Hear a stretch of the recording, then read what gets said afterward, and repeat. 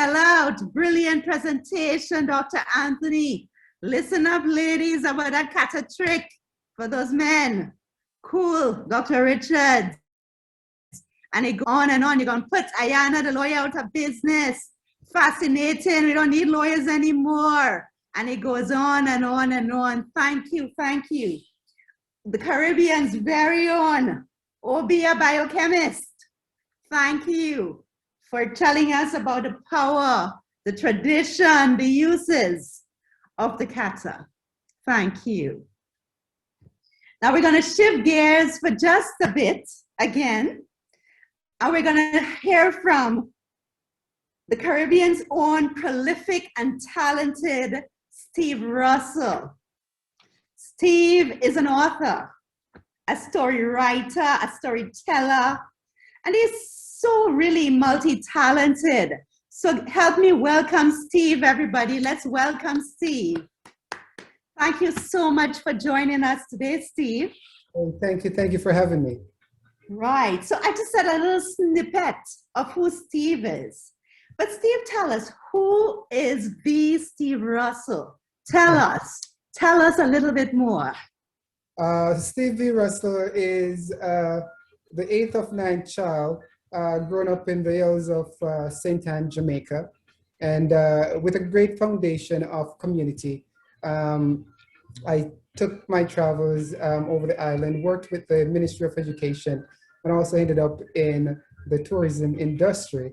Then I went into the performing arts, went into Excel Community College, and after that, I started my migration story to the United States.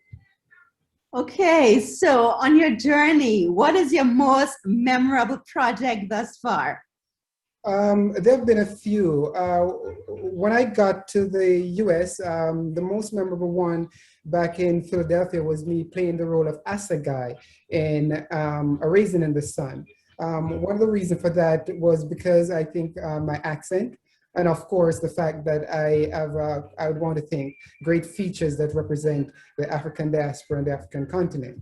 And that role actually, I think, embodies the whole issue of Africa and African in the American diaspora. And that was very, very interesting and very memorable for me.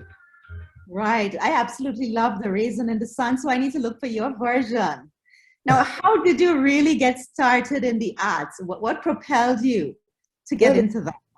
It all started back, you know, as we said, we're community-based. You have the concerts, you have the 9 nights, you have the church thing where they call encore.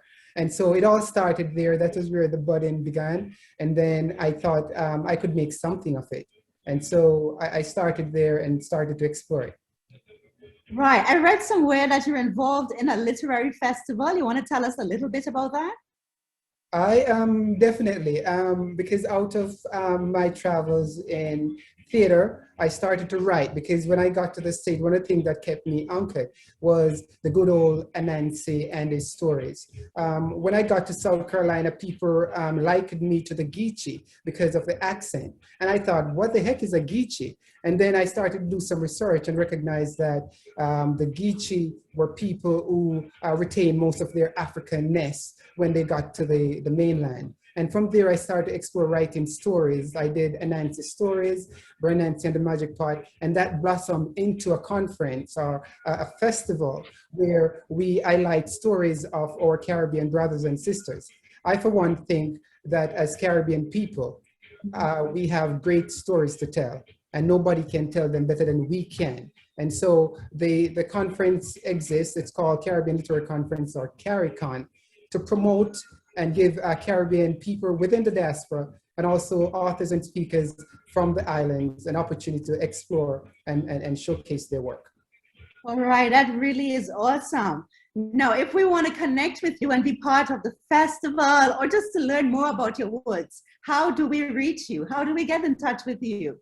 Well, you can find me on social media at I am Bernansi, or you can find the conference at CARICON LA at all social media, Instagram, Facebook, and Twitter. Oh, great. And you can go ahead and post that contact information in the chat.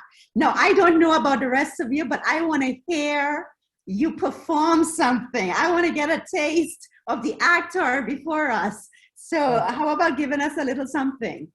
Okay, I'm going to share a poem that I wrote when I just got to the United States. I think it summed up what I was going through, because when you got, well, prior to coming to the States, you get a really nice PR look at what the United States is. And when I got here, I was surprised and disappointed.